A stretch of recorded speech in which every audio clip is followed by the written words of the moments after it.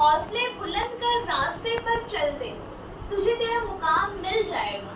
Hello guys, this is Bharti here. So today we are going to learn about some important reactions of matter.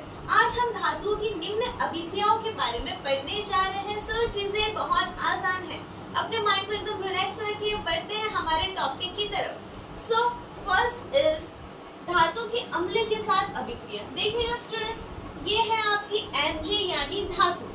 जब इसकी अम्ल के साथ reaction करवाई जाती है तो HCl के साथ रिएक्शन करवाई तो देखिए H+ और Cl- में टूटता है और Mg की संरचना कितनी होती है? 2 होती है। तो हमने इसे आगे लगा दिया 2, यानी यहाँ पे मैग्नीशियम कितने हैं? 2। तो 2 मैग्नीशियम जुड़ता है क्लोराइड के साथ और यहाँ पे हमें क्या लगाना पड़ेगा? 2। तो यहाँ पे बन जाता है MgCl2। यहाँ पे आप लगा सकते हो 2, ठीक है। और देखिएगा यहाँ पे हाइड्रोजन कितने हैं? 2, और हाइड्रोजन गैस रिलीज हो जाती है।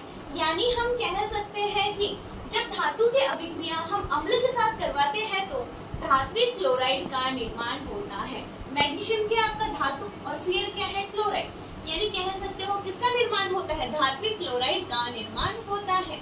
उम्मीद करती है क्लियर हो गया होगा। बढ़ते हैं नेक्स्ट, धातु की जल के साथ अभिक्रिया। अब धातु क्या है? मैग्नीशियम। इसकी अभिक्रिया जब हम जल के साथ करवाते हैं तो चीजों को समझिएगा, इसकी संयोजकता होती है कितनी? 2। अब देखिएगा यहाँ पे क्या है? H2O। यानी आप कह सकते हो यहाँ पे कितने हैं? हाइड्रोजन कितने हैं? 2।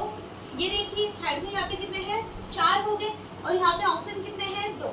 यहाँ पे ऑक्सीजन कम पड़ रहा था इसलिए हमने क्या करा? यहाँ पे 2 लगा दिया, ठीक है। तो यहाँ पे हो जाएगा Mg और ये हो जाएगा OH का होल ट्वाइस। यहाँ पे हटा दीजिए और यहाँ पे आपका क्या हो जाएगा? Hydrogen gas. यहाँ पे आप लगा सकते हो कि Mg की संरचना होती कितनी है? 2 ही तो होती है। बढ़ते हैं नेक्स्ट, यानी हम कह सकते हैं धातु की जब जल के साथ अभिक्रिया करवाई जाती है तो धात्विक हाइड्रोक्साइड का निर्माण होता है। इसे हम मिल्क ऑफ मैग्नीशिया भी कहते हैं, MgOH का होल ट्वाइस। यानी जब हमारे पेट में अम्ल की मात्रा बढ़ जाती है तो अम्ल की मात्रा को कम करने के लिए हम क्षार का उपयोग करते हैं, जिससे लवण और जल मिलता है और हमारे पेट की अम्लता दूर हो जाती है। साफ कह सकते हो धातु की अभिक्रिया जब जल के साथ करवाई जाती है तो धात्विक हाइड्रोक्साइड का निर्माण होता है। Mg आपका धातु है, OH आपका हाइड्रोक्साइड है। बढ़ते हैं नेक्स्ट, धातु की क्षार के साथ अभिक्रिया। धातु ले लिया हमने J और क्षार ले लिया हमने सोडियम हाइड्रोक्साइड NaOH। धातुओं की अभिक्रिया जब क्षार के साथ करवाई जाती है तो धात्विक जिंक के धातु है आपका Na और ZnO2, ये है आपका जिंकेट, यानी धात्विक जिंकेट का निर्माण होता है तथा हाइड्रोजन गैस रिलीज होती है। बढ़ते हैं हमारे नेक्स्ट क्वेश्चन की तरफ। देखिए धातुओं की ऑक्सीजन के साथ अभिक्रिया क्या होता है? जब धातु की अभिक्रिया ऑक्सीजन के साथ करवाई जाती है तो धातु हमने ले ली मैग्नीशियम और ले लिया ऑक्सीजन। जब धातु की अभिक्रिया ऑक्सीजन के साथ करवाई जाती है तो क्या होता है? धात्विक ऑक्साइड का निर्माण होता है। किसका? धात्विक ऑक्साइड का निर्माण होता है। अब देखिए इसमें एक क्वेश्चन और आप याद कर सकते हो, क्या होता है जब मैग्नीशियम रिबन का दहन किया जाता है?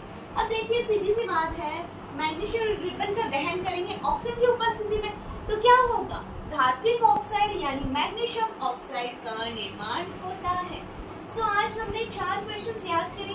ये एग्जाम्स की दृष्टि से बहुत ज्यादा इम्पोर्टेंट है। बहुत सारे क्वेश्चंस है जो एग्जाम में एज इट इज पूछे जाते हैं। चीजों को हल्के में नहीं लेना है, अच्छे से याद करना है। सो उम्मीद करती हूँ स्टूडेंट्स आपको समझ में आया होगा जो हमने डिस्कस करे 4 रिएक्शंस। सो आज के लिए बस इतना ही, फिर मिलते हैं नेक्स्ट क्लास।